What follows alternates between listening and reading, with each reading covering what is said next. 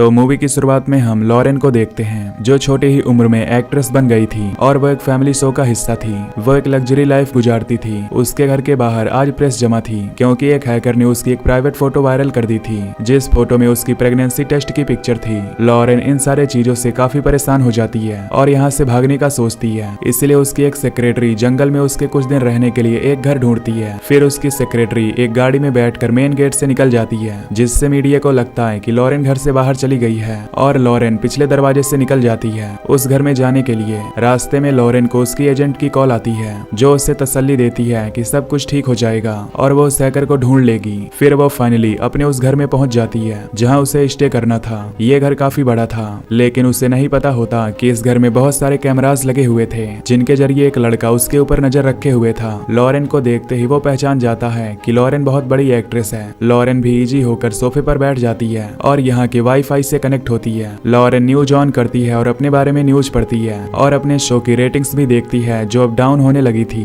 उस family show में जो उसका फादर बना हुआ था असल में वही लॉरेन के बच्चे का भी फादर था। अब वही आदमी पीटर लॉरेन को कॉल करता है और उससे पूछता है कि तुम इस टाइम कहाँ पर हो, लेकिन लॉरेन उसे अपनी लोकेशन नहीं बताती। तब पीटर उसे कहता है कि समझने की कोशिश करो, हमें चीजों को बहुत सोच समझकर संभालना होगा ताकि हमारी इमेज, हमारा ये रिलेशन और खास करके हमारा शो बर्बाद ना हो जाए। अगर प्रेगनेंसी की कहानी बाहर निकली तो सब कुछ तबाह हो जाएगा। पीटर उसे कहता है कि अगर पिल खाने के लिए काफी देर हो गई है तो मैं एक डॉक्टर को घर ले आता हूँ और इन सब का खर्चा भी वो ही उठाएगा, तो तुम मुझे बस अपनी लोकेशन बता दो। उसकी ऐसी बातें सुन लॉरेन को और ज्यादा गुस्सा आता है और वो फोन काट देती है। यहाँ पता चलता है कि पीटर ना सिर्फ मैरिड है बल्कि उसके बच्चे भी हैं और वो जानता था कि लॉरेन की प्रेगनेंसी वाली खबर की वजह से उसकी पर्सनल लाइफ भी तबाह हो जाएगी, इसीलिए वो बहुत ज्यादा परेशान था। उसके सामने इस समय क्रॉफ्ट नाम का असिस्टेंट बैठा होता है जो उसे कहता है कि अगर तुम चाहो तो ये सारा मामला हल हो सकता है, बस मुझे पैसे दो और देखो। क्योंकि सब जानते हैं कि लॉरेन वैसे ही परेशान है, मैं जाकर लॉरेन को मार दूंगा और वहाँ ऐसा सीन क्रिएट करूंगा कि लॉरेन ने परेशान होकर खुद ही ड्रग की ओवरडोज ले ली है और इस तरह तुम्हारी इससे जान छूट जाएगी। दूसरी तरफ दोबारा हम लॉरेन को देखते हैं जो सारी कॉल से बहुत ज्यादा परेशान हो गई थी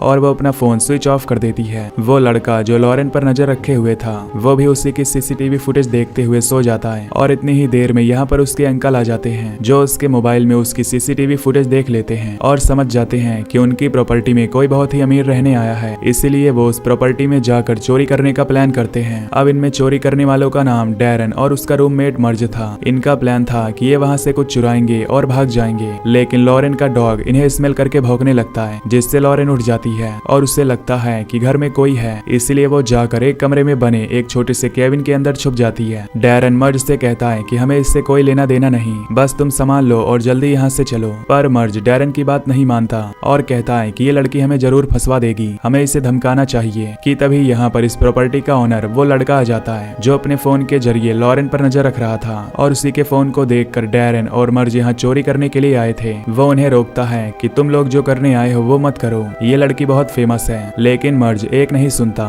इसी सब में मर्ज की गन चल जाती है और गोली उस लड़के को लग जाती है। अब ये समझ जाते हैं कि इन्हें जेल जाना पड़ेगा। उस लड़के का अंकल डैरन तो डर से रोने लगता है और मर्ज उस जख्मी लड़के को गन से शूट करके जान से मार देता है। डैरन ये सब देखकर पैनिक हो जाता है और वह इसका गुस्सा लॉरेन पर निकालने लगता है। डैरन गुस्से में उस केबिन के दरवाजे के नॉब को तोड़ देता है। मर्ज डैरन से कहता है कि तुम यहीं रुको, किसी को अंदर मत आने देना, मैं लाश को ठिकाने लगाने का सामान लेकर आता हूँ। डैरन भी उसके जाते ही इधर उधर हो जाता है और लॉरेन अंदर फंसी रह जाती है। लॉरेन उस दरवाजे को खोलने की काफी कोशिश करती है लेकिन नॉब टूटने की वजह से दरवाजा नहीं खुलता। लॉरेन रोते हुए थक कर सो जाती है। अगली सुबह जब उसकी आंख खुलती है तो इस कैबिन में सिर्फ एक वाटर हीटर था और एक सिंगल बल्ब था। वो बल्ब ऑन कर लेती है, उसे काफी भूख लगी थी। तभी दीवार के पीछे से अब उसे किसी के चलने की आवाज आती है। तभी डैरन और मर्ज भी घर वापस आ जाते हैं जिससे लॉरेन चिल्लाने लगती है और कहती है कि उसके पास बहुत सारे पैसे हैं और वो उनके मर्डर को भी छुपा सकती है। वो पुलिस से कहेगी कि वो लड़का उसका पीछा कर रहा था, उसने उसके साथ जबरदस्ती करने की कोशिश की और इसी सब में उसकी बंदूक चल गई और वो अपनी ही बंदूक से मारा गया। उसकी बातों से डैरन अपने इमोशंस पर काबू नहीं पा पाता और अपने मुंह के अंदर बंदूक रख लेता है। लॉरेन एक और बार उससे कहती है कि देखो मैं एक बहुत फेमस एक्ट्रेस हूँ, सब मेरी बात पर यकीन करेंगे। डैरन लॉरेन पर यकीन करना चाहता था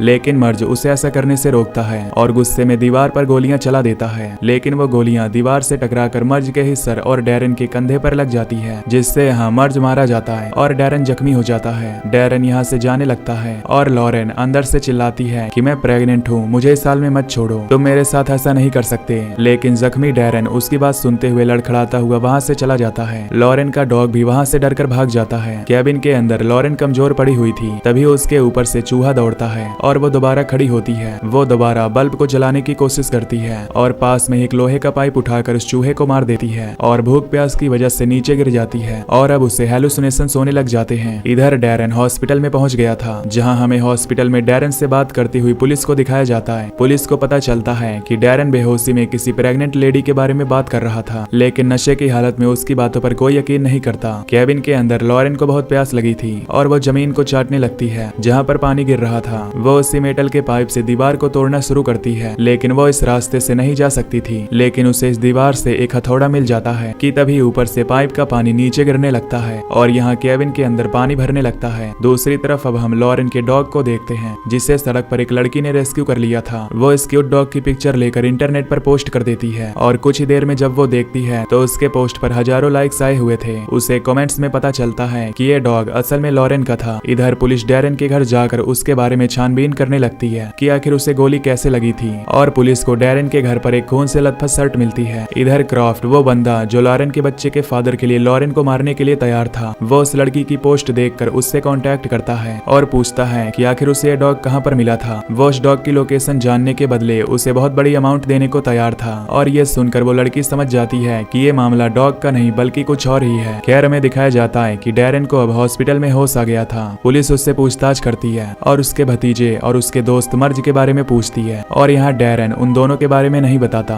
और कहता है कि मैं उनके बारे में कुछ भी नहीं जानता। जब पुलिस उससे पूछती है फिर तुम पर किसने हमला किया, तो वो कहता है कि ये गोली गलती से लग गई थी जब वो एक ताला तोड़ने के लिए उस पर फायर कर रहा था। यहाँ पुलिस उसे बता देती है कि पुलिस ने उसके घर की छानबीन की थी, जहाँ से उसे एक खून से लथपथ शर्ट मिली थी जिसे फोरेंसिक के लिए भेजा गया है और जल्द ही पता चल जाएगा कि उस शर्ट पर किसका खून है। वहीं हम लॉरेन को देखते हैं जो उस हथौड़ी से दरवाजे को तोड़ रही थी।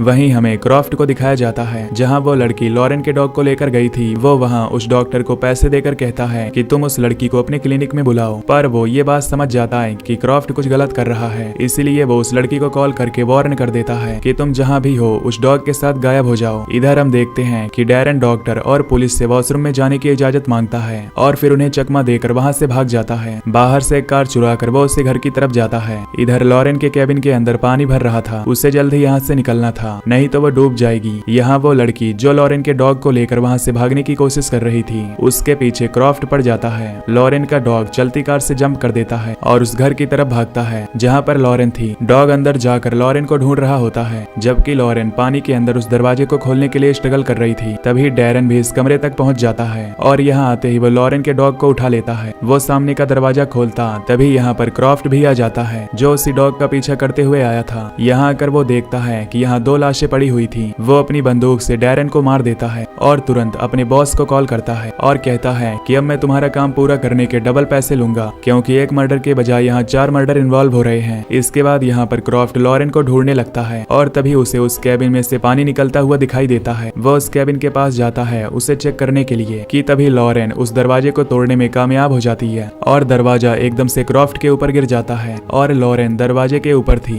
तभी यहाँ पर वो लड़की आती है जिसे लॉरेन का डॉग मिला था। वो लॉरेन को हाथ देकर खींचती है और उससे कहती है कि शायद तुम्हारे बॉडीगार्ड्स को किसी ने मार दिया है। तभी क्रॉफ्ट भी उठ जाता है और लॉरेन पर अपनी बंदूक तान देता है। दूसरी लड़की क्रॉफ्ट को रोकने की कोशिश करती है और लॉरेन मौका देखते ही यहाँ से भाग जाती है, पर वो लड़की क्रॉफ्ट को ज्यादा नहीं रोक पाती। क्रॉफ्ट उसे जोरदार पंच मारता है और बेहोश कर देता है। इधर लॉरेन भी छुप जाती है, वो मौके का इंतजार कर रही थी। जैसे ही लॉरेन सामने आता है वो पीछे से मेटल से उसके सर पर मारकर उसे बेहोश कर देती है। तभी क्रॉफ्ट का फोन रिंग होता है। लॉरेन देखती है कि वो उसके फ्रेंड की कॉल है। वो उसे उठा लेती है लेकिन वो कुछ नहीं बोलती और पीटर की बातें सुनकर वो समझ जाती है कि पीटर ही वो इंसान था जो उसे मरवाना चाहता था। तभी यहाँ पर पुलिस आ जाती है और वो लॉरेन को पहचान लेती है। बाहर मीडिया वाले भी आ जाते हैं। तब लॉरेन अपना फोन मांगती है और फिर खुद ही अपने सोशल मीडिया पर वो पिक्चर पोस्ट कर देती है, जिस पिक्चर को पहले उस हैकर ने वायरल किया था। वो अब पीटर के बारे में सबको बता देती है। खैर अब लॉरेन के उसी फ्रेंड को दिखाया जाता है जहाँ मीडिया वाले उसका इंटरव्यू ले रहे थे।